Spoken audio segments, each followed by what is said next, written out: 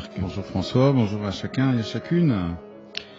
Jean-Marc, je crois qu'on pourrait faire un petit point sur le synode et en particulier sur le questionnaire qui a été lancé pour lancer ce synode. Alors, où en est-on exactement? Est-ce qu'il y a déjà des réponses? Combien Alors le questionnaire a été lancé, il a été lancé en même temps que le synode a été ouvert le 7 septembre dernier, donc il y a un peu plus d'un mois maintenant. Il y a déjà un petit flot qui s'est organisé de retour de ces questionnaires remplis. Je n'ai pas le chiffre exact, mais ça doit être autour de 200-250 questionnaires remplis physiquement sur un papier, donc qui arrive par le courrier. Et puis il doit y en avoir aussi un certain nombre, mais là non plus, on n'a pas trop les éléments. On a une réunion prochainement sur le nombre. Ce qu'on sait, parce que moi j'ai jeté un petit coup d'œil dessus, c'est la grande variété des réponses et la qualité de ce qu'on reçoit. Enfin, je veux dire, les gens ceux qui ont répondu prennent le temps de répondre, et c'est pas un mot et une demi-phrase. Ils disent un peu ce qu'ils ont sur le cœur, et je pense que, enfin, sur le cœur et dans l'esprit, dans la tête, à propos de ces trois questions qui sont là. Enfin, qu'est-ce que vous pensez de l'Église, comment vous l'avez vu évoluer, et puis comment, de votre point de vue, elle peut être réponse à des attentes des hommes et des femmes de ce temps, et à vos propres inspirations, à vos propres besoins, à vos propres désirs. Ce qui est intéressant, c'est de voir donc que les gens répondent, et peut-être ça vaut la peine de continuer. On est encore un peu dans, on est encore un peu dans la phase de lancement, donc ça peut valoir la peine de donner un peu des trucs et des astuces. Oui, donc il faudrait peut-être un peu préciser comment remplir ce questionnaire, par qui le remplir, par qui le faire remplir. Je crois que tu avais fait tout un article. Alors il y a eu un article, Jérôme a fait un article sur avec l'équipe de pilotage, donc pour redire un peu le sens de ce questionnaire. Donc je crois que c'est important de se dire que c'est pas d'abord un questionnaire où on veut compter les gens, où on veut faire de la statistique. C'est un questionnaire vraiment pour que les gens puissent dire ce qu'ils attendent de l'Église. Et on souhaite que ce soit bien sûr les chrétiens qui disent ça, mais peut-être aussi d'autres qui sont un peu plus éloignés d'une pratique habituelle de l'Église, mais qui la rencontrent, qui la croisent à l'occasion. Donc c'est vraiment un peu de tous azimuts en termes de public visé. Il y a bien sûr les pratiquants habituels, les gens qui demandent des services à l'Église, de services par rapport au baptême, au mariage, aux sépultures, mais aussi les familles des enfants qui sont catéchisés. Et puis au-delà, je trouve qu'il faut aussi qu'on ose aller au-delà et rencontrer des gens qui ne sont pas forcément qui ne se définissent pas dans une relation particulière à l'Église, mais qui ont peut-être des choses à nous dire et qu'on a un peu envie d'entendre, en tout cas, en particulier sur ce qu'ils pensent que l'Église peut leur apporter, comment elle peut répondre à leurs propres attentes. Donc il y a à se poser la question, je trouve, et j'invite nos auditeurs à réfléchir à ça. C'est d'une part, est-ce que eux-mêmes ont déjà répondu à c'est une première chose. Première question. Si oui, super. Sinon, il faut pas tarder à le faire, parce que on a le temps. C'est jusqu'au 15 décembre, mais finalement le temps passe relativement vite. On va être bientôt à la fin du mois d'octobre, donc c'est le temps de s'y mettre. La deuxième chose, c'est qu'il faudrait inviter chacun de ceux qui ont rempli l'enquête, qui ont rempli le questionnaire, à se dire à qui je vais pouvoir le proposer. Et il ne faut pas forcément viser trop loin. Ça peut être à ses enfants, ça peut être à un ami, ça peut être à quelqu'un de sa famille, mais ça peut être aussi aux voisins, parce qu'on se voit de temps en temps, qu'on aborde, on discute de choses et d'autres, et parfois de choses sérieuses. Voilà, c'en est une de plus à laquelle...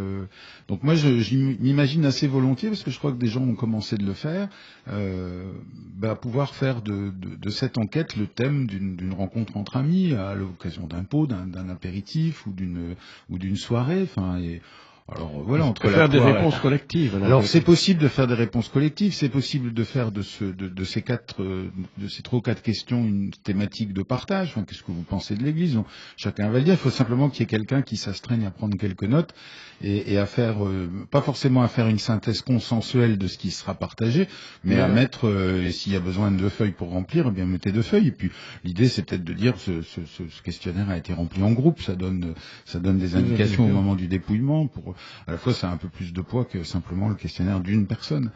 Je pense qu'il y a aussi des gens qui sont dans des équipes de partage, dans des équipes de révision de vie, soit avec les mouvements d'action catholique, la CO, la CI, le CMR, pour les adultes, soit dans des équipes plus informelles, mais qui sont des équipes qui se retrouvent régulièrement et qui partagent la parole de Dieu, qui partagent un peu sur les questions, les attentes des uns et des autres. Pourquoi ne pas organiser une rencontre dans le temps qui vient autour de ce questionnaire qui n'est vraiment pas trop difficile de se procurer. Il est à la fois dans les paroisses, il est aussi sur Internet, sur le site du diocèse, Église dans l'Aube.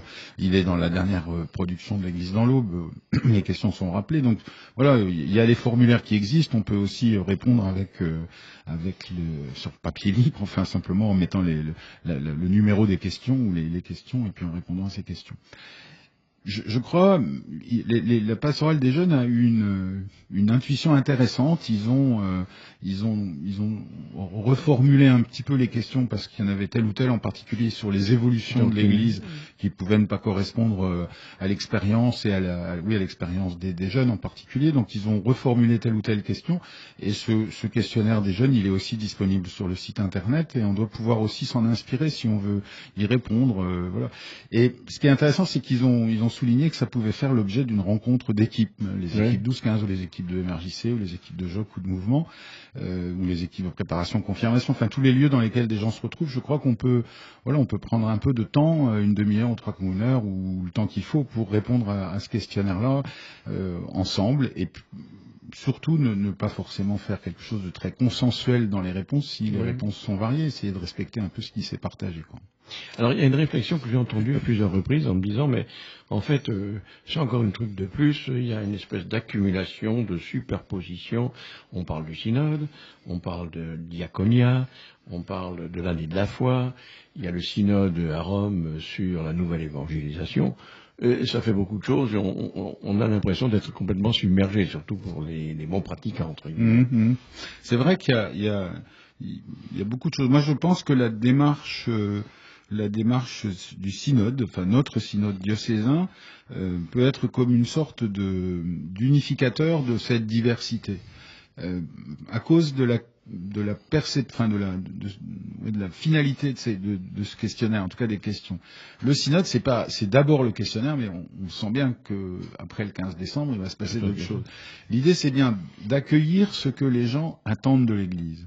Et puis, que notre Église, dans la diversité de ses réalités, elle se dise, mais pour répondre à ces attentes, comment est-ce qu'on doit se mettre en état de marche ou comment on doit continuer à marcher, parce qu'on ne va pas s'arrêter pendant les travaux, si j'ose dire, la vente continue, comme à la boulangerie du coin.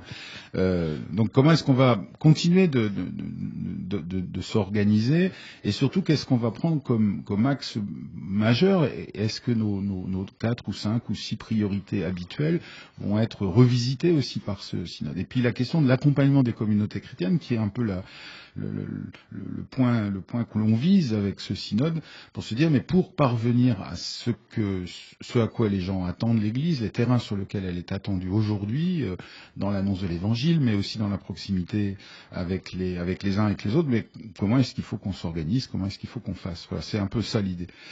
Alors, je viens de dire deux choses, pour annoncer l'Évangile et pour vivre une proximité avec les hommes et les femmes de ce temps. Mais je crois que ces deux points-là sont les points d'unification de l'ensemble de la démarche, et qu'on retrouve là la thématique de l'annonce de la foi, de l'année de la foi, annoncer l'Évangile, croire.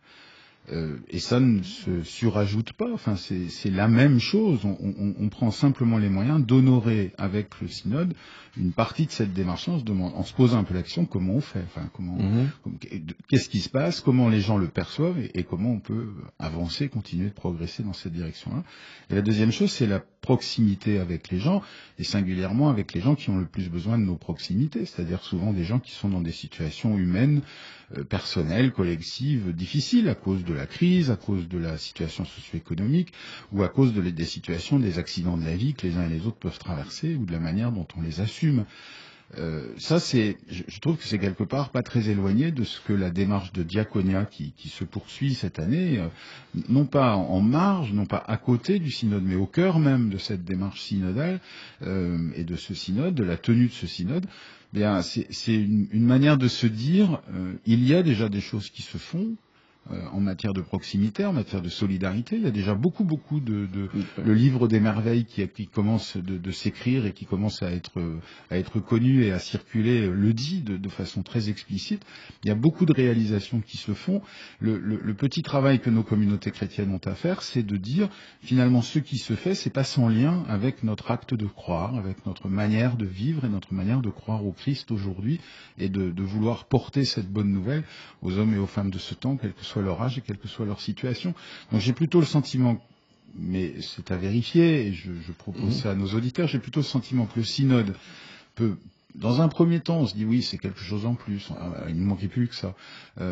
Mais le synode, cette démarche, et cette interrogation, cette manière de vouloir se questionner, c'est plutôt ce qui peut permettre d'unifier trois ou quatre propositions qui, par ailleurs, nous sont arrivées, l'une venant de Rome, l'autre venant de France, et puis nous ici sur l'Aube avec notre synode. Mais je crois que le synode diocésain, on est d'abord au bois, même si on est aussi catholique et même si on est aussi français, on est d'abord au bois. Et c'est, je crois, à travers le prisme du synode que l'on peut unifier les autres démarches qui s'initialisent ces temps-ci avec l'année de la foi à l'occasion du 50e anniversaire de l'ouverture du Concile Vatican II qui a été célébré à Rome et dans l'ensemble des diocèses le 14 octobre dernier. J'avais oublié de le citer, ça. Oui, c'est vrai, mais voilà, je le rajoute. Bon,